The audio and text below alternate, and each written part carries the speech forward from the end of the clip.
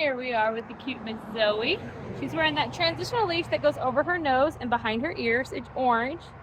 You can kind of see, it's hard to see in all of her fluff, but we'll go over the transitional leash more. And you'll get a transitional leash, when you pick her up, you'll pick which one you want.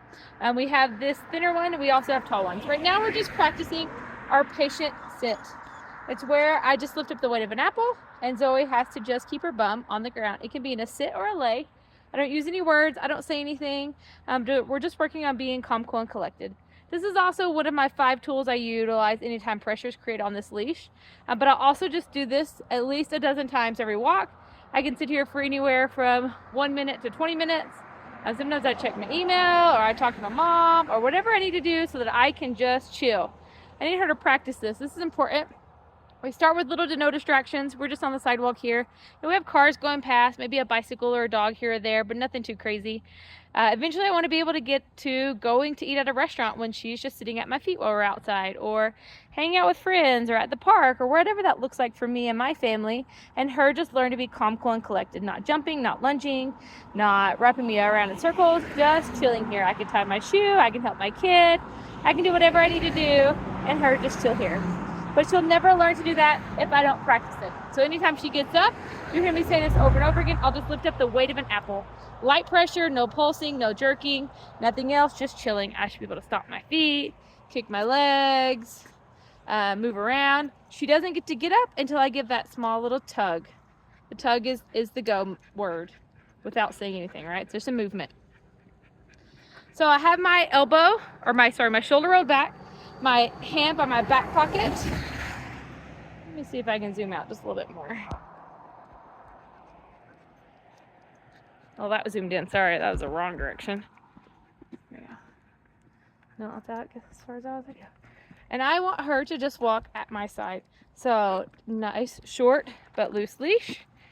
She's walking right at my side and not creating any pressure on the leash. That's our goal. When she does create pressure, I'm going to utilize one of my 5 tools. We'll go over the tools all week long because they're very important. Right now we're just working with a nice little flick. Just a nice soft little flick. I'm going to add in some zigzags where I just zig and zag back and forth, just so she's learning to pay attention to me and not look at everything else around her, just strictly paying attention to me. Good, nice, soft but loose leash. I want when her collar gets in front of my legs, there'll be pressure on that leash, and that's how I know to utilize one of the 5 tools. She's creating too much pressure again, so I'm going to go back and do those zigzags again, just so she learns to pay attention to me. And what I'm doing, I'll couple my zigzags with flicks, so that way she can learn to focus on me. And we're just wanting a nice, cool, calm walk with no pressure on this leash. Do a patient reset where I stop, lift up that weight of an apple, her bum goes down, and then we just chill here. Just gonna sit here, and we're just gonna sit patiently. And again, work on being calm, cool, and collected.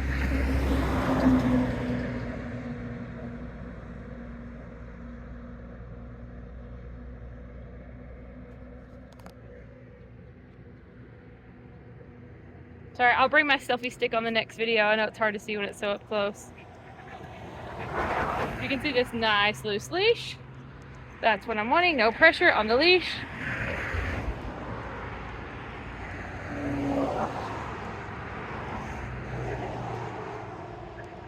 All right, so far you've seen 3 of the tools: the flick, the zigzags, and the reset. The last 2 are a direction change. That's just where I turn completely around and walk the other direction, and a roll back. And I'll show you both of those as we go, but I think they'll be easier to see if I have my selfie stick. The walk is important. It's not about how far we go, it's about the quality of my walk. So just getting her used to this nice loose leash walk, a partnership walk, not a pull and a tug. Walk, not a impulsive jumping or moving, just a nice, calm, cool, and collected, pull-free walk.